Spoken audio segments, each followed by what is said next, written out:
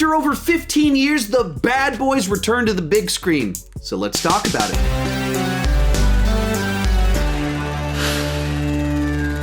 Mike Lowrey must partner with a new investigative team and convince Marcus not to retire in order to track down an assassin whose mission is personal. Feels a little bit like Will Smith has been talking about making this movie for about 10 years, and typically when a movie gets stuck in development hell like that, the end results aren't typically the best. So how did this movie turn out? Well, I'll tell you in just a second. Be sure to tell me what you thought down below in the comment section, and let's get started talking about the good. And I'll cut straight to the chase. This franchise has not skipped a beat. Smith and Lawrence still have all the chemistry. It's still funny. The action is still exciting. The real surprise here is that this movie's probably the most emotional and personal of the entire franchise. So let's break all of that down. So of course, at the core of this franchise is Mike and Marcus, and this movie plays out the paths that each of them have been on.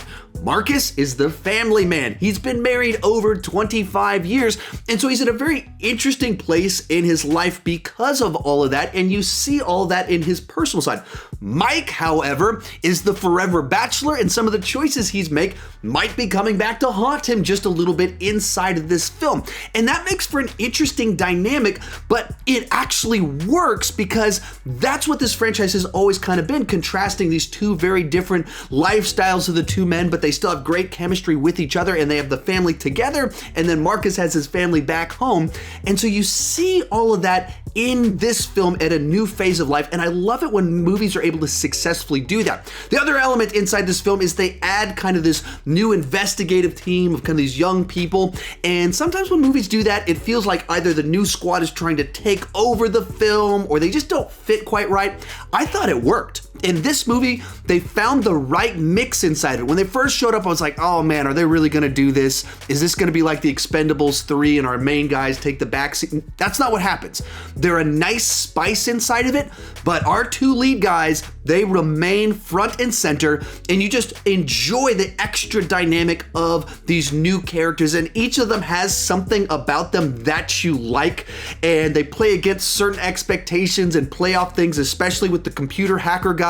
They do some real fun stuff with his character as you move into the third act. Vanessa Hudgens is one of the people on this squad, and she absolutely does get in on the action, and so it's a ton of fun to see her doing something different. Over the last month, I've watched all of the High School Musical films, and so nice little contrast between that and what she does in this film. If you've ever wanted to watch her kill some people, you get to see that a whole lot inside of this film. Speaking of the action, it's all handled very well. Now, it's not as big and glossy as it was in part 2. When the second film came out, Will Smith was kind of at the peak of his stardom, and so was Michael Bay. So that movie probably had a far bigger budget, much kind of like more over-the-top Michael Bayisms inside of it.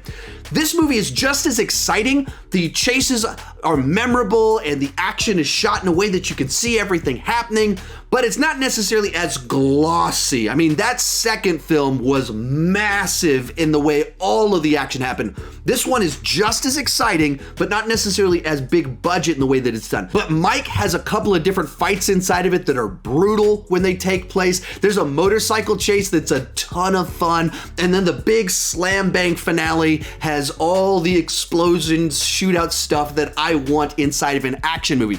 Also, this is a very graphically violent action film, and I love that. I actually saw a review saying this movie is excessively violent. I was like, yeah, that's one of the things that made it awesome. But people get impaled when they're shot, blood sprays everywhere, people get crushed by cars. A bunch of that stuff happens that, as an action movie lover, I loved it. And as I mentioned at the beginning, this movie packs an emotional punch. A lot of life happens throughout this film in a way that works with the story that they were telling and the amount of time that passes. It's all able to play out properly, but you have victories, you have losses, you have tragedy. Our characters are at a very different place at the end than they were at the beginning. And on just a story level, it's probably the most memorable and distinct of the stories inside of the franchise. A lot of that going back to it's a bit more personal, and it's not just them trying to take out generic drug dealers and things like that. When I think back to the first one, it stands out mostly because Téa Leoni is staying at Mike's place throughout the whole runtime, and the second one is kind of known for these just big, massive, over-the-top action sequences. This one you're going to remember a lot more for the character moments and the plot that happens, and that's what kind of makes it stand out a little bit more. And because it is a film that has some solid character moments with great action and a story that you remember that has some personal touches, it's a really nice addition to the franchise. With that said, let's move on to the mixed aspects of the film. This isn't good or bad, but this is a movie made for fans of the previous two films. It's not trying to reinvent the franchise for a new era. It's not trying to expand the action genre. It's a continuation of the franchise, and it does a great job at that. But if you didn't like the previous movies, you're not gonna like this movie. But if you did like the previous movies, you're probably gonna have a lot of fun with this film. Also, there's a really nice cameo in a wedding early on inside of the film. And then there's a mid-credit sequence. Actually, it's pre-credit sequence. Then again, I guess the whole movie is a pre-credit sequence. The scene plays like a mid-credit scene, though it plays right before the credits roll, that teases some stuff that I know that I'm excited to see. From there, let's move on to the bad. The big thing here is that it is a throwback 90s action movie, and it has all the genre tropes that you would expect. Obviously, I can't go into specifics, but there's some very clear 80s, 90s action movie tropes that take place here. And there's no shortage of action movie eye roll moments. There's a part where they're spying on some people with a drone, and you'll be thinking to yourself, wouldn't someone notice that drone flying behind them and humming behind them? In shootouts, everything explodes, a table explodes. In a car chase, a tire gets shot, the car explodes, and these cops are driving through a populated city with cars everywhere, just firing machine guns recklessly. If stuff like that bugs you, there's a ton of that inside of this movie. I'm not bugged by it, but there's some things they probably should have thought through a little bit better. There's also a few times throughout the runtime where it slows down a little bit. It tells a pretty big story, and in the transitions between the big events, it can lose a bit of momentum at times. But a handful of criticisms aside, this movie was so much better than I expected it to be.